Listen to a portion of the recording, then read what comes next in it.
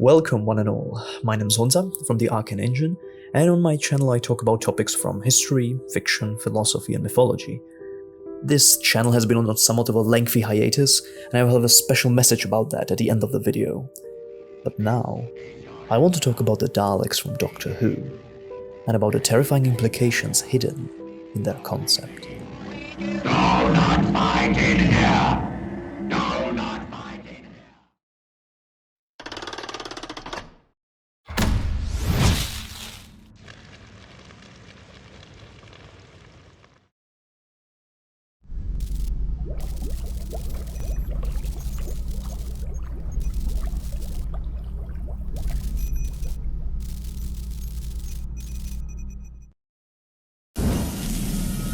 The Daleks didn't come about as a whim of nature. They were genetically engineered warriors, stripped of all emotions except for hatred. Hatred towards everything that is not Dalek. This was supposed to make them the perfect zealous warriors to tip the scales of a small planetary conflict. However, their genetic modification unintendedly gave birth to something far worse. You see, to the Daleks, their hate isn't a personal decision. It is all they ever knew, all they are capable of feeling. A soul-burning compulsion to hate anything that is different than themselves. The Daleks aren't hateful creatures. They are creatures of hatred, and that is an important distinction. If hatred is the only thing they are capable of experiencing, can you truly consider them evil?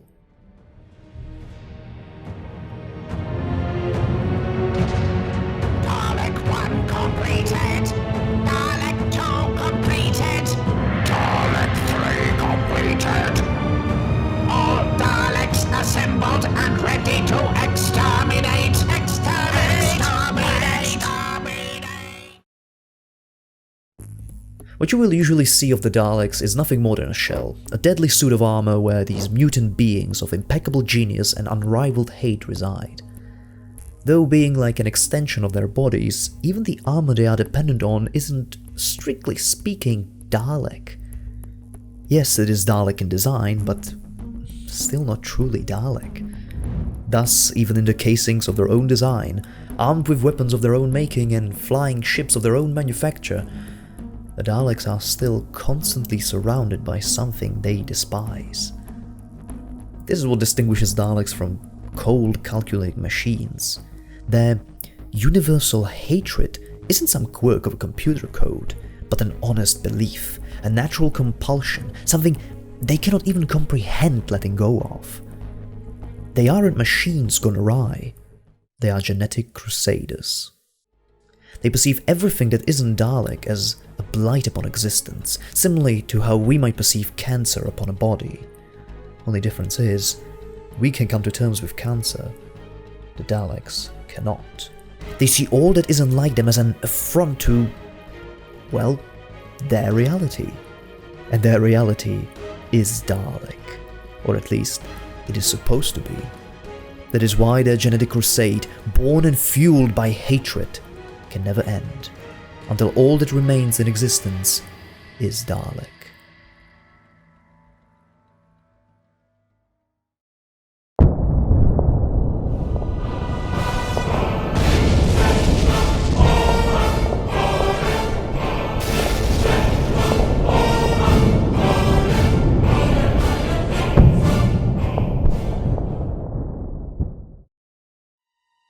The concept of the Daleks is terrifying in its simplicity.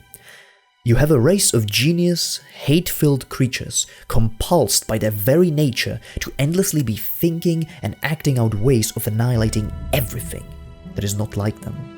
To them, their form is already perfect, and all else is an affront to their existence. The implications of this are what elevates the Daleks far beyond mere villains.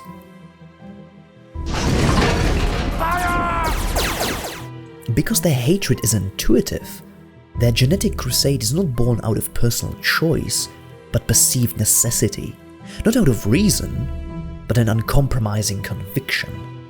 This does sometimes become their Achilles heel, of course, because consumed by their hatred they cannot bring themselves to consider other life forms as anything else but simply wrong, and therefore inferior.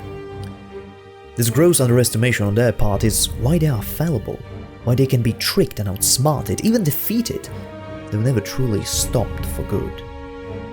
Individually, the Daleks might not be the most dangerous life form in the universe, or the most efficient, nor the most ruthless, but they are the most persistent. Their crusade of extermination is not just a plan, it is the one and only plan. Think about the alien invasion cliché of aliens attacking Earth just to wipe us out. The Daleks personify that cliché. They are the quintessential alien invasion. They are not here for our resources, they are not here to enslave us, they don't have ulterior motives.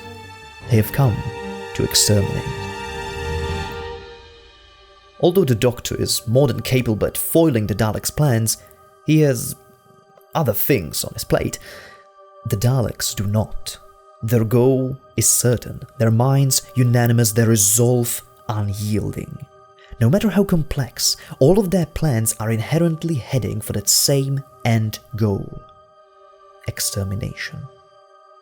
They will try and try and try again, and though stopped at one turn, they'll succeed at another, and bit by bit the universe will give. The Daleks have no other ambition, they have no other desire, their whole race is unified and hell-bent in the singular purpose of universal annihilation. Since they do possess the ability to travel through time, who can say their extermination is taking place in just one age or era? Wouldn't they spread throughout the time stream to be as effective as possible in their crusade? And though affecting the timeline to such an extent may have disastrous consequences, what do the Daleks care, as long as one Dalek might live through the cataclysm?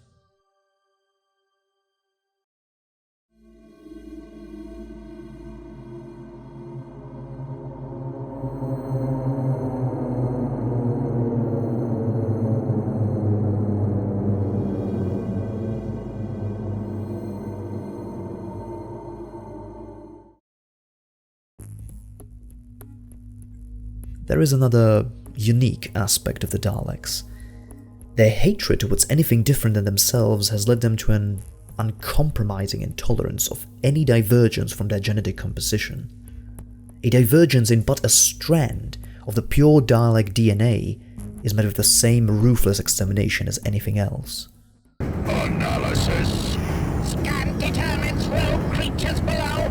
Mutated Dalek DNA detected. Prepare for maximum extermination. This means that where other races might progress or regress, the Daleks stay the same. In a universe of change, they remain changeless. Their form and mission are the only stagnant points in all of the chaotically evolving existence. The Daleks are a cosmic constant. They will never stop, never rest, never disappear. They will always be here, always in the same form, with the same mission, with the same inevitable outcome.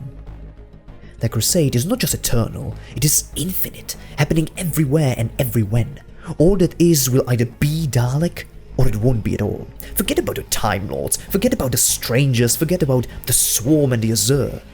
Whilst these beings may scheme and plan and try to achieve whatever ambitions they have set out to do, all the while, the Daleks are still continuing their genetic crusade of extermination. All the while, they are annihilating the universe bit by bit.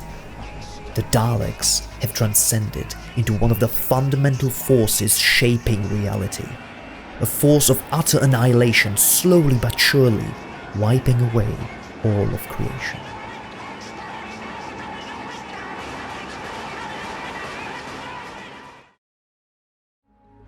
The Doctor Who universe will never be free of the Daleks. And since they've already shown dimension-crossing capabilities, not even the multiverse is safe from their intrusion. Like a swarm of locusts devours a harvest, so too could the Daleks descend upon unsuspecting universes, unwarned, unprepared, and powerless against them. Just as the force of gravity affects reality as we know it, so do the Daleks bring an unavoidable certainty. The the certainty that their crusade of extermination will eventually find a way to unravel everything, until all that remains is Dalek. One has to wonder, if the Daleks were ever to succeed in their mission, if there was nothing more to hate, would they find peace? The nightmare is over. All that is Dalek. Extermination complete.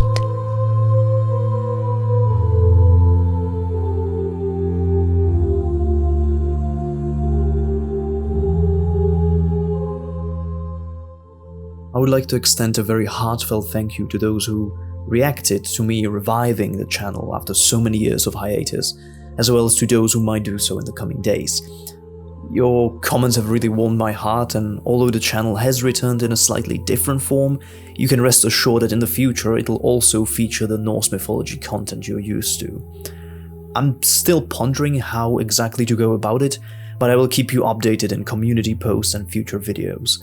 I've already seen some of you leave me suggestions of how to tackle the original subject of my channel, and though I won't make any promises, I encourage you to voice your ideas in the comments of this and future videos. I do read them all, and even though I might not pick up on every single suggestion, it might give me an idea of how to approach it in a way I didn't think of before.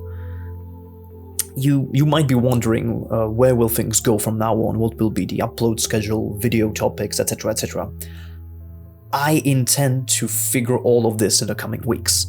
It's been a while since I last uploaded anything, let alone ran a YouTube channel, and so I am inevitably a bit rusty in that regard. What I can tell you for sure is that I have a list of many topics I want to talk about and that I will shuffle through to gradually present the individual subject areas I want to feature on this channel. I have 2 more scripts almost ready to go, and I can tell you right now that the next video will be history themed, and it'll deal with the new Netflix movie and the novel, All Quiet on the Western Front, and I'll leave it at that.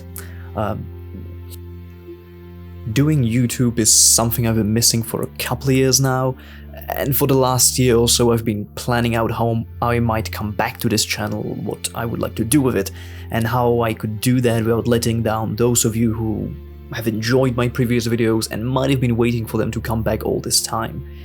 Truth is, there isn't a perfect way to do that, and I decided trying something is better than putting it off endlessly, hoping for a miracle of getting it perfect right out of the gate. I want to leave the process of rekindling this channel to come naturally, and so right now I'm taking it one step at a time.